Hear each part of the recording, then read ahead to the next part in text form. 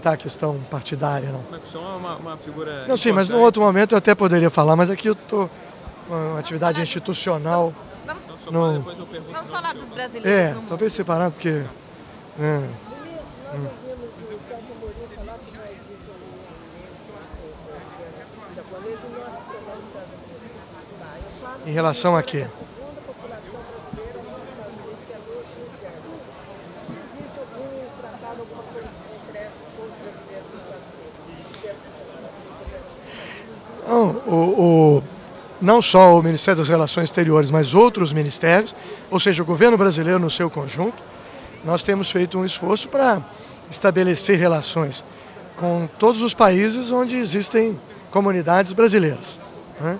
Isso varia, porque são estados soberanos, às vezes avançam mais os acordos com uns países, demora um pouco mais a avançar com outros, mas nós temos acordo de imigração com Portugal, por exemplo, né? Estamos em fase final, como foi dito aqui, para concluir o acordo previdenciário com o Japão, e as negociações com o governo norte-americano também estão bastante avançadas em diversas áreas. Isso demorou um pouquinho porque os Estados Unidos estavam em processo de eleição, né, até recentemente. Então, quando um governo está saindo e outro vai entrar, a negociação feita por um governo fica um pouco em compasso de espera. Mas eu estava com o presidente Lula nos Estados Unidos recentemente, em Nova York, em Pittsburgh, e ele, inclusive, falou com o presidente Obama que gostaria de acelerar as negociações com os Estados Unidos sobre os direitos da comunidade brasileira em diversas regiões, né? Porque tem na Califórnia, enfim, em Boston, na Flórida, Massachusetts, para Nova York.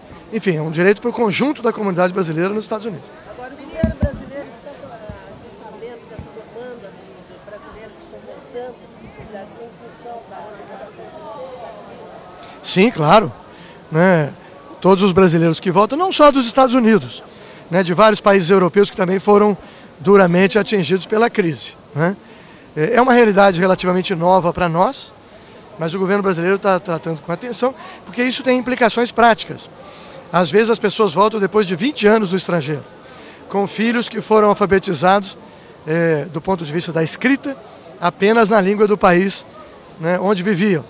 Sabem falar português, mas não aprenderam a escrever português. Então isso representa um desafio para o nosso sistema educacional, para os municípios, né? Tem outros problemas de adaptação, porque as crianças nunca viveram no Brasil. Crianças e adolescentes que nunca viveram no Brasil, que de repente chegam, né? E chegam no meio do ano, não havia previsão para receber. Agora vamos ouvir os outros, vamos ouvir os seus colegas. Há uma crítica em relação a alguns projetos do governo federal em relação a essa equiparação previdenciária e também a criação de um fundo de traslado e auxílio.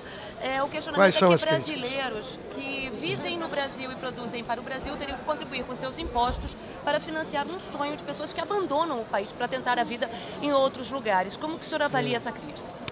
Primeiro que raramente a pessoa sai do país porque prefere outro país em vez do Brasil.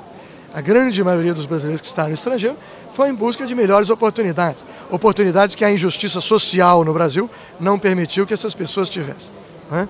Então a injustiça social tem que ser corrigida dentro do Brasil, mas também para os brasileiros que vivem no estrangeiro.